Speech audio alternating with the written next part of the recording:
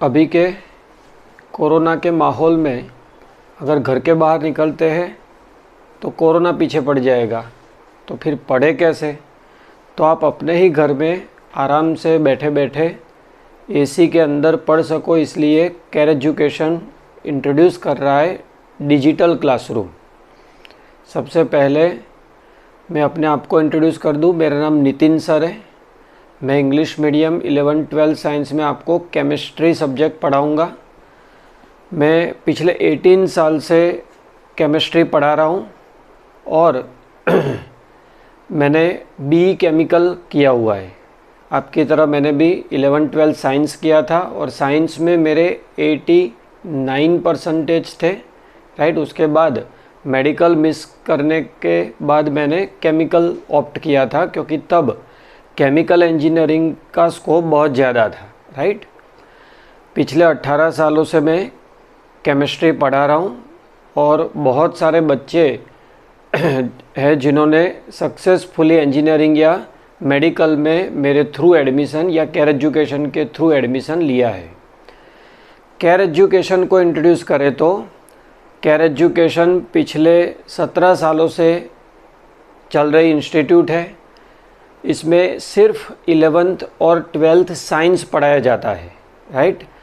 हम science field के लिए डेडिकेटेड है और कोई स्टैंडर्ड यहाँ पर चलता नहीं है। तो क्या है कि फैकल्टीज़ जो है वो पूरी फोकस्ड रहती है 11th और 12th साइंस में, तो वो पूरा आपको अटेंशन दे पाएगी, राइट। केयर एजुकेशन पिछले 16 सालों से 17 सालों से अपने एरिया में टीचिंग फील्ड में है। 11-12 साइंस ही पढ़ा रहा है और हर साल उसने न कि एरिया के बल्कि शहर के या स्टेट के टॉपर्स क्रिएट किए हैं। जैसे कि इस बार हमारा स्टूडेंट दीप अजोला है जिसने अहमदाबाद टॉप किया है, राइट। 12 साइंस के रिज़ल्ट में अहमदाबाद में वो फर्स्ट आया है। और इस साल ही नहीं, हर साल भी आप देखो तो कोई ना कोई स्टूडेंट टॉप कर ही रहा है। एरिया का रैंकर तो कंसिस्टेंटली बहुत सालों से केयर एजुकेशन ही देता है, राइट। तो अब पढ़ाई के बारे में बात करते हैं कि 11-12 साइंस में पढ़ना कैसे है। तो वो बात मैं आपको एक स्टोरी से समझाता हूँ। एक बार एक आदमी था जो कि एक गेम खेल रहा था। वो क्या करता था, वो निशान ताकने वाली गेम खेल रहा था, राइट। तो वो दो तरह से गेम खेल रहा था। पहली बार उसने वो क्या करता था कि कहीं पर भी अपनी इच्छाओं वैसे आंख बंद करके तीर लगाता और जहाँ वो स्ट्राइक करता वहाँ पर सर्कल करके वो क्लैप करता कि मैंने टारगेट हिट कर दिया। अगेन वो कहीं भी एरो या तीर लगाता, जहाँ पर स्ट्राइक करता वहाँ पर सर्कल करके वो फिर क्लैपिंग करता। तो पढ़ने का एक तरीका ये है, आप जैसे इच्छा पढ़े ऐसे पढ़ो, 2 साल तक ऐसे ही पढ़ते रहो। शादी का कहीं इनविटेशन आए तो चले जाओ, लेक्चर कभी भी बंक मार दो, राइट। फिर दोस्त की बर्थडे पार्टी है तो उसमें चले जाओ। मतलब कि अपने को अच्छा लगे ऐसे पढ़ो, राइट। तो ऐसे आप पढ़ोगे बराबर तो कुछ भी रिज़ल्ट आने वाला है, वो तो पक्का है। जो रिज़ल्ट आए उसको एक्सेप्ट करो, ताली बजाओ और आगे बढ़ो, बराबर।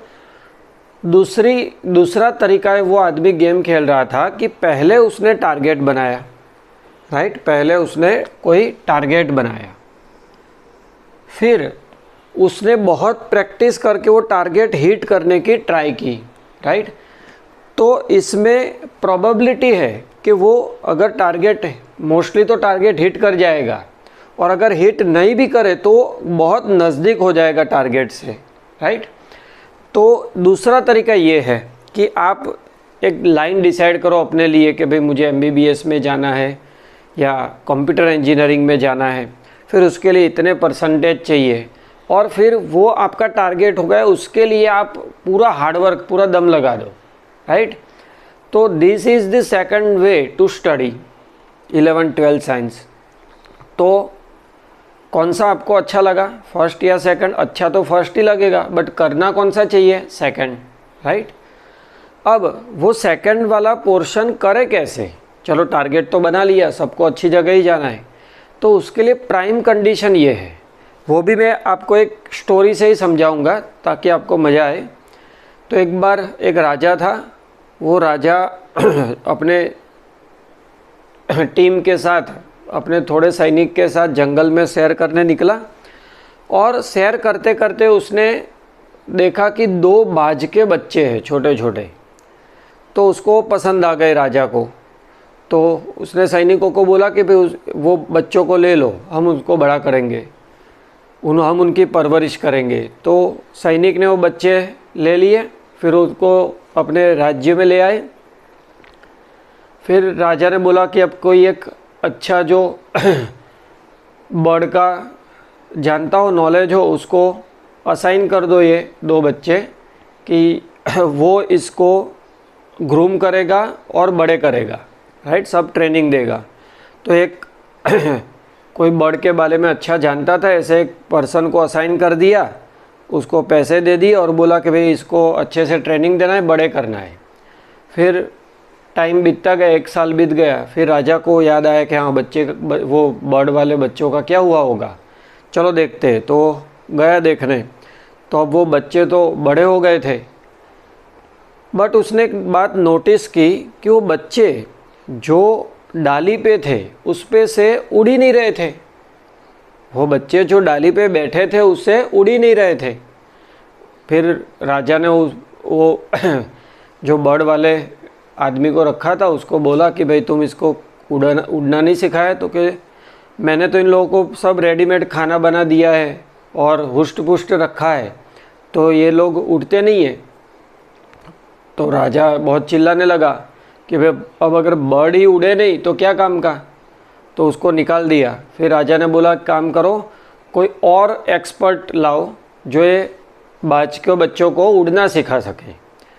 तो फिर सब ढूंढने लगे और कोई एक विद्वान मिला, उसको असाइन किया, पर वो उड़ना नहीं सिखा सका। फिर दूसरा विद्वान मिला, ऐसे करते करते टाइम बीता, बट कोई उन बच्चों को उड़ना नहीं सिखा पा रहा था। तो बाद में एक गरीब किसान एक बार सभा में आ गया और बोलने लगा कि मैं उन बच्चों को उड़ना सिखाऊंगा। तो राजा ने बोला कि भाई तुम अगर सिखा दोगे तो मैं तुम्हें सोना मोहर इनाम में दूंगा, सोने के सिक्के दूंगा, बट अगर तुम फेल हो गए तो फिर मैं तुम्हें पनिशमेंट दूंगा, क्योंकि अब मैं कंटाल चुका हूँ, राइट, बहुत सारे लोगों ने ट्राई किया है। तो वो किसान बहुत गरीब था, उसने सोचा वैसे भी मेरे पास खोने के लिए कुछ नहीं है, तो लेट मी ट्राई। तो उसने ट्राई किया उसको वो बच्चों दे दिए, कुछ जगह दे दी कि तुम इन लोगों को उड़ना सिखाओ। तो 1 वीक बाद, एग्जैक्टली 1 वीक बाद वो किसान का संदेश आया राजा को कि आप आ जाओ, मैंने उनको उड़ना सिखा दिया है। तो राजा गए वहाँ पर, तो वो बच्चे बैठे थे किसान ने जैसे ही इशारा किया तो वो उड़ने लगे। तो राजा खुश हो गए और किसान को बोला कि आप आ जाओ दरबार में, आपको इनाम देंगे। दरबार में किसान आया, उसको इनाम दिया। फिर राजा ने पूछा कि भाई ये हुआ कैसे, ये बच्चे जो विद्वानों से उड़ना नहीं सीख रहे थे तुमने कैसे सिखा दिया?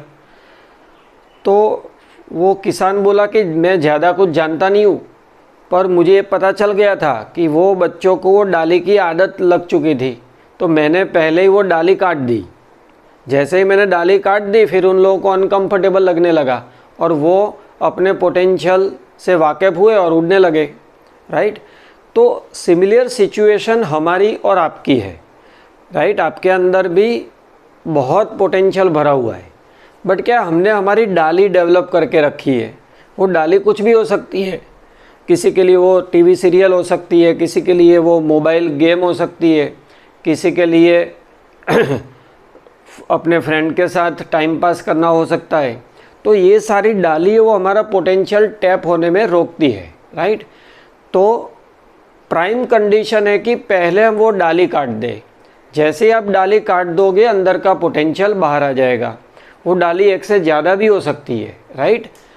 तो फर्स्ट कंडीशन है कि ये जो डालियाँ हमने डेवलप की है 10 साल में, राइट, जो हमारी पढ़ाई में ऑब्स्टेकल्स बन रही है, तो फर्स्ट कंडीशन है कि पहले उसको काटो, राइट। फिर आप देखोगे कि आपके पास कुछ बचेगा ही नहीं अब पढ़ाई के अलावा, तो ऑटोमेटिक आपका पोटेंशियल बाहर आ जाएगा, राइट। अब हम 11-12 साइंस के सिस्टम और रूल्स के बारे में जानते हैं। पेपर स्टाइल क्या होती है, कौन से एग्ज़ाम्स आपको देने, कौन से सब्जेक्ट है, वो सब हम जानते हैं।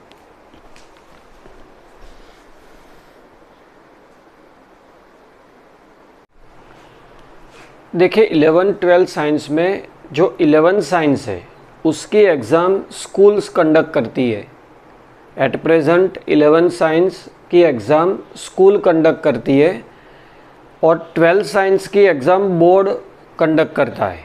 11 साइंस स्कूल और 12 साइंस बोर्ड। 11 साइंस की एग्ज़ाम स्कूल कंडक्ट करती है, दैट डजंट मीन कि वो इम्पोर्टेंट नहीं है, क्योंकि 11 साइंस ही बेस है, राइट। आपका 12 साइंस के कंसेप्ट के लिए 11 साइंस बेस है। 11 साइंस के ही कंसेप्ट 12th में कैरी फॉरवर्ड होते हैं, राइट। तो 11 साइंस बहुत इंपॉर्टेंट है। जिसका 11 साइंस में परफॉर्मेंस अच्छा होता है उसका 12th में भी अच्छा ही होता है, मोस्टली ऐसा ही देखा गया है। 11 साइंस की एग्ज़ाम स्कूल कंडक्ट करती है, 12 साइंस की बोर्ड कंडक्ट करती है। 11th हो या 12th आपको सब्जेक्ट आएंगे, ए ग्रुप आपने लिया है तो मैथ्स, बी ग्रुप लिया है तो बायोलॉजी। अगर आपने ए ग्रुप लिया है तो मैथ्स, बी ग्रुप लिया है तो बायोलॉजी, केमिस्ट्री, फिज़िक्स। इसके अलावा आपको होगा इंग्लिश और कोई एक ऑप्शनल कंप्यूटर या संस्कृत। तो इसमें इंग्लिश और संस्कृत कंप्यूटर में ट्यूशन्स की कम ज़रूरत होती है, तो हम 4 सब्जेक्ट चलाएंगे। मतलब आपको पढ़ने 3, ए ग्रुप लिया है तो maths, chemistry, physics, B group लिया है तो मैथ्स के बदले बायो। बोर्ड में हर एक सब्जेक्ट का 100 मार्क्स का पेपर होगा। बोर्ड में हर एक सब्जेक्ट में 100 मार्क्स का आपको पेपर होगा और उसमें 50 मार्क्स के एमसीक्यू होंगे। 1 मार्क्स का एक एमसीक्यू, ऐसे 50 एमसीक्यू होंगे। तो 50 मार्क्स के एमसीक्यू, 50 मार्क्स की थ्योरी, राइट। तो मतलब स्कोर करना इजी है। मोस्टली इसमें एनसीईआरटी के बेस ही पेपर आता है। वो तो आपको पता है कि अभी आपका कोर्स एनसीईआरटी है, तो बोर्ड की एग्ज़ाम एनसीईआरटी के बेस्ड होती है। अगर आपने ए ग्रुप लिया है तो ए ग्रुप में मेरिट बनता है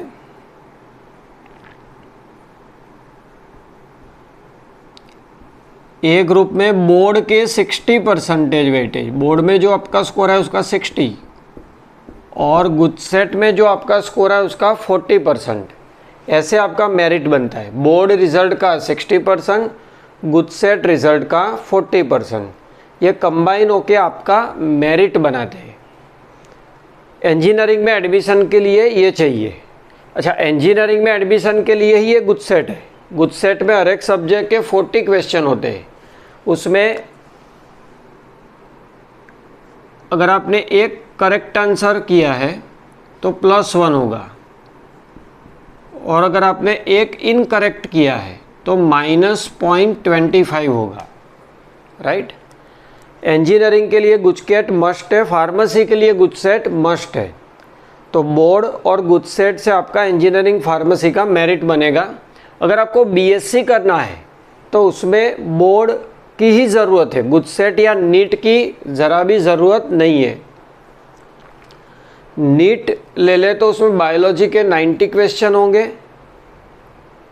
केमिस्ट्री और फिज़िक्स के 45। उसमें करेक्ट क्वेश्चन के 4 मार्क्स मिलेंगे, इनकरेक्ट का -1 होगा। हर एक करेक्ट क्वेश्चन का +4 होगा और इनकरेक्ट का -1 होगा, राइट। और इस तरह से आपका मेरिट बनेगा। करेक्ट का +4, इनकरेक्ट का -1 और इस तरह से आपका मेरिट बनेगा। ये टोटल कितने क्वेश्चन हो गए? 180 है तो 720 मार्क्स की टेस्ट हुई, राइट। अब ध्यान रखो, बी ग्रुप में जिसमें भी डॉक्टर लगता है, जैसे MBBS, dental, physio, homeopathy, Ayurvedic, इन सब में सिर्फ नीट से एडमिशन होगा। बोर्ड में आपको 50% लाने होंगे, बोर्ड में आपको 50% लाने, ताकि आप नीट में बैठ सको।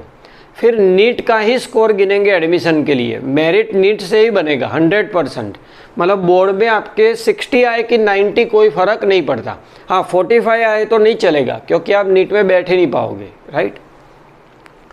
बाकी नीट ही देखना है। नीट का या गुजसेट का सिलेबस, तो गुजसेट का सिलेबस 12th होता है, गुजसेट में 12th का सिलेबस आता है। नीट में 11th और 12th दोनों का आता है, उसमें भी NCERT बेस्ड होता है, बट थोड़ा बाहर का भी उसमें करना होता है। नीट में थोड़ा बाहर का भी करना होता है in addition to NCERT, right. तो this is all about exam pattern, right. इसमें अगर फार्मेसी में जाना है तो बोर्ड प्लस गुजसेट होगा। बी ग्रुप में एग्रीकल्चर, फार्मेसी, बी ग्रुप में एग्रीकल्चर, फार्मेसी और वेटरिनरी, इन 3 लाइन में गुजसेट रिक्वायर्ड है, बाकी सब में नीट, राइट। और अगर BSc करना है, बी ग्रुप लेके मान लो आप BSc करना चाहते हो, तो सिर्फ बोर्ड ही इम्पोर्टेंट है, राइट। तो ये हो गई आपकी exam pattern. We will focus on all the aspect, मतलब बोर्ड भी देखेंगे भाई, बोर्ड और गुजसेट की प्रिपरेशन साथ में ही होगी, तो बोर्ड, गुजसेट और नीट की भी आपको प्रिपरेशन करवाएंगे, मतलब वन स्टॉप सॉल्यूशन है। अगर आपको परसेंटेज लाने हैं, तो अच्छा परफॉर्म करना है, तो 3 की है। फर्स्ट की क्या है, एक तो लेक्चर, फर्स्ट की है आपकी लेक्चर। लेक्चर समझ के भरना कंपलसरी है, राइट। ट्यूशन के जो लेक्चर होंगे वो आपको समझ के अटेंड करना कंपलसरी है, उसमें आपके पास ऑप्शन नहीं है, क्योंकि वहाँ से ही आप कंसेप्ट को दिमाग में बिठाओगे, राइट।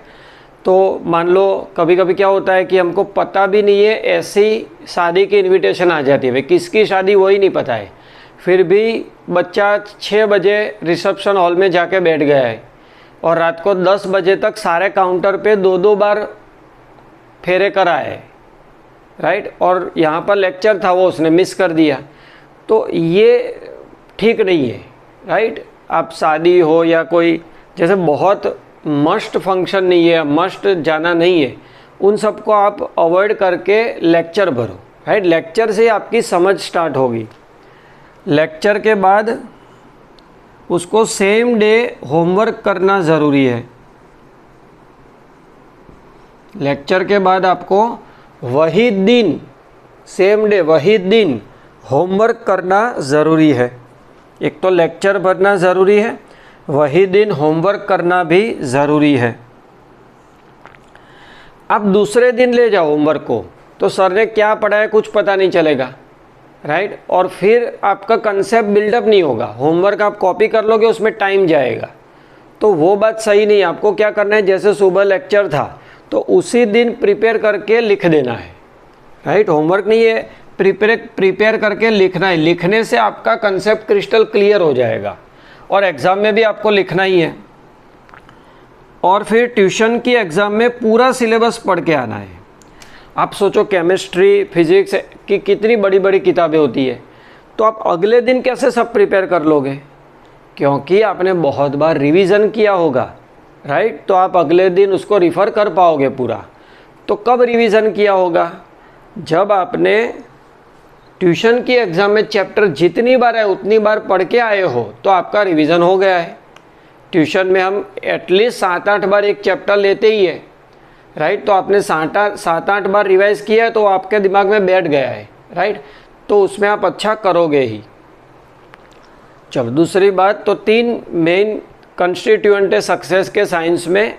लेक्चर कंपलसरी अटेंड करने, वही दिन पढ़ लेना है उसको, और होमवर्क और एग्ज़ाम कंपलसरी सारे चैप्टर प्रिपेयर करके देनी है। हमारी एग्ज़ाम की पैटर्न ये होगी कि केमिस्ट्री हर वीक एग्ज़ाम होगी, फिज़िक्स हर वीक, बायोलॉजी हर वीक, एक वीक बोर्ड एग्ज़ाम होगी तो एक वीक नीट की एग्ज़ाम होगी, ऐसे ऑल्टरनेट चलता रहेगा, राइट। अब अभी तो क्या सिचुएशन है कि हम कोरोना की वजह से कहीं पर भी कोचिंग इंस्टीट्यूट खुले नहीं है, बट हम फ्री है। तो अभी एनसीईआरटी का सिलेबस इतना लेंथी है कि अगर आप सोचो कि मैं जब ट्यूशन खुलेंगे तब पढ़ना स्टार्ट करूँगा तो आपका सिलेबस ही पूरा नहीं होगा। अब आप बोलोगे गवर्नमेंट शायद सिलेबस कम कर दे, पर नीट में तो सब आने वाला है। अगर नीट में सब आएगा तो हमको तो पढ़ना ही पड़ेगा 11th भी, राइट। तो इसीलिए आपके लिए कंपलसरी है कि आप अभी से पढ़ना स्टार्ट करो। अब करें कैसे? तो उसका सॉल्यूशन लेके केयर एजुकेशन ने एक डिजिटल क्लासरूम क्रिएट किया है। डिजिटल क्लासरूम यानी कि हमने अपनी ऐप बनाई है, प्ले स्टोर पे अवेलेबल है, उसकी लिंक ये वीडियो में मैं दे दूँगा। तो वो ऐप आप डाउनलोड करके उससे आप अपलोडेड लेक्चर भर सकते हैं। फिर वही कंसेप्ट के हम लाइव लेक्चर भी लेंगे तो आप लाइव लेक्चर अटेंड कर पाओगे। लाइव लेक्चर में आप पूछोगे तो हम समझा भी देंगे, मतलब वो 1-to-1 लेक्चर जैसा ही होगा। देन उसके ऊपर हम एग्ज़ाम कंडक्ट कर पाएंगे ऑनलाइन और स्टडी मटेरियल भी रख पाएंगे, राइट। तो आज ही आप वो ऐप डाउनलोड करो और एक व्हाट्सअप ग्रुप भी बनाया हुआ है, तो व्हाट्सअप ग्रुप में आप ऐड हो जाओ। उससे क्या होगा कि आपको सब इन्फॉर्मेशन मिलती रहेगी, राइट। तो अब वेट मत करो, जो नीचे लिंक दी हुई है वही लिंक में आप ऐप डाउनलोड कर लो केयर एजुकेशन की और उसमें रजिस्टर कर लो। अपने ही नाम से रजिस्टर करो, हमको आपका नंबर भी दे दो ताकि हम व्हाट्सएप ग्रुप में आपको ऐड कर दें। Thank you very much.